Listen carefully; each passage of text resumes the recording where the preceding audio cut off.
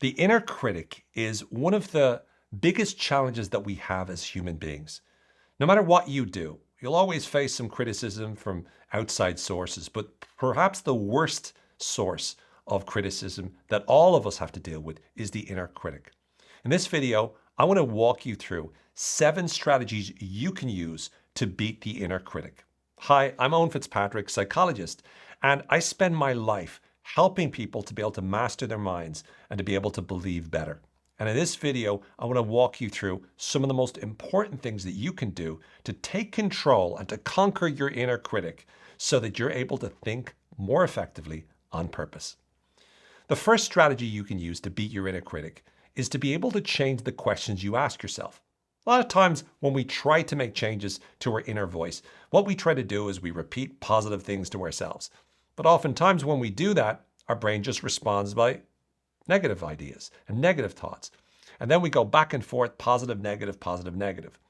Instead, if you want to really change the way you're thinking, it's vital that you master the art of asking different questions. This means asking questions that direct your brain to go in a different place.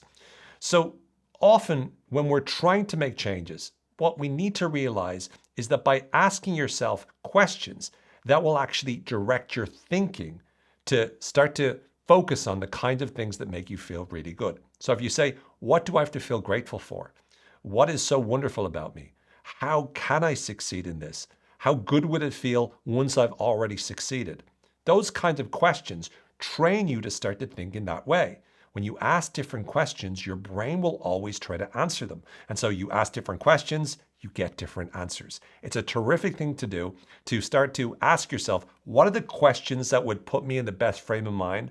And if you hear yourself speaking negatively or your inner critic starts to pipe up, ask yourself, what are questions I can ask that will change the direction? How can I prompt my brain so that I'm thinking about exactly what I want to be thinking about more of the time? The second strategy that will help you to improve comes from the field of NLP, or neuro-linguistic programming. And this is changing your tone of voice. And this is really that whenever we do criticize ourselves, most of the times it's not just what we say, it's how we say it. So often we'll say to ourselves, oh, you're such an idiot, you're such a loser, or you're so pathetic. What you want to do instead is you want to change the tone of your voice. So you might want to make it ridiculous. You're such a loser. You're so pathetic. Oh my goodness, you're so stupid. Whenever you make yourself laugh or make it ridiculous or use a weird tone of voice, it changes the emotional intensity of the particular negative statement. So by simply learning to change the tone of your inner voice, that takes away from a lot of the credibility and makes you less likely to listen to that stupid inner critic. The third strategy or approach that you can use is what I call the meta mantra. And this is based again on the work of Dr. Richard Bandler, who once talked about the importance of using a mantra, but not to just tell yourself how great you are.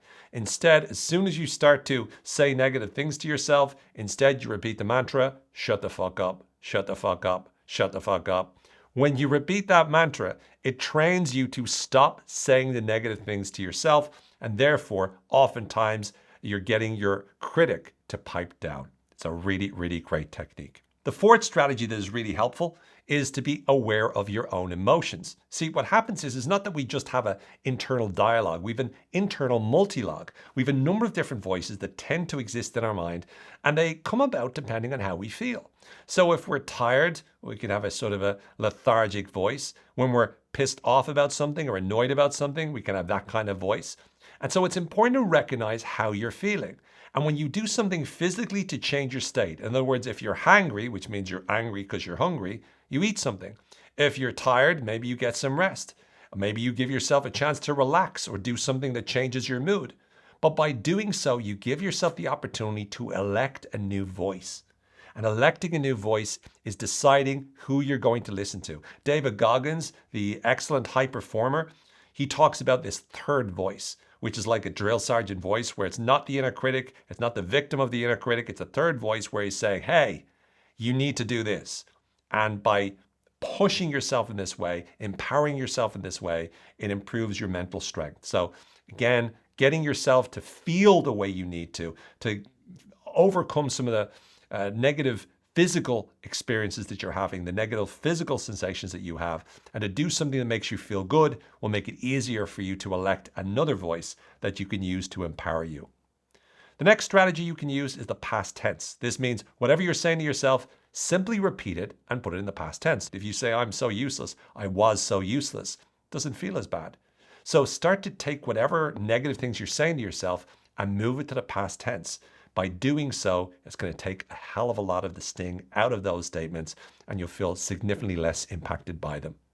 The next thing is distancing language. This is made popular by the work of Ethan Kross in his book Chatter. And one of the things that he talks about is saying some of the negative things in a third person. So instead of saying, I'm useless, you might say, you're so useless, Owen.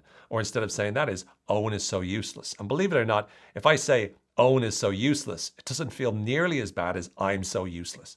So take whatever you're saying and move it to the third person. By doing so, once again, you reduce the intensity of the negative internal dialogue. The final strategy is perhaps one of the most powerful, and that is challenging your internal dialogue. And this is through questions again, but it's instead of asking questions to change where your focus is, this is asking questions that challenge the, I suppose, validity of your beliefs.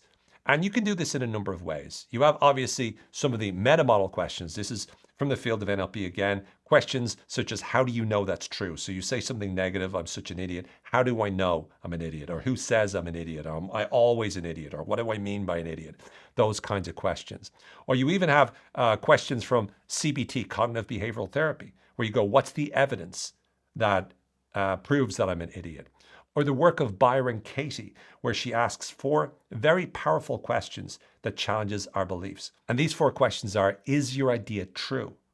Can you know absolutely that these ideas are true? How do you react when you believe this idea? And what would you be without the thought? And when you ask these 4 questions, it really gets you thinking differently about these particular ideas that your inner critic is trying to communicate to you. The more we start to look at these different ways to challenge the way in which we speak to ourselves, the more we get the ability to conquer and beat our inner critic. So once again, if you want to be more effective at beating your inner critic, there's a number of choices that you have, a number of things you can do. Ask questions to change the direction of your thinking. Use a different tone of voice so that you no longer take that tone of voice seriously. Use mantras like shut up to your negative internal dialogue. Make it so that you're aware of changing the way in which you feel so you can elect a more empowered inner voice. Change any of the negative thoughts to the past tense or distance it into the third person to make it less of a sting. And ask questions from NLP or CBT or even the work of Byron Katie to challenge the assumptions and beliefs you have so you can think differently. By you working on yourself like this, these are a number of different ways that you can use to conquer your inner critic and to be a lot happier.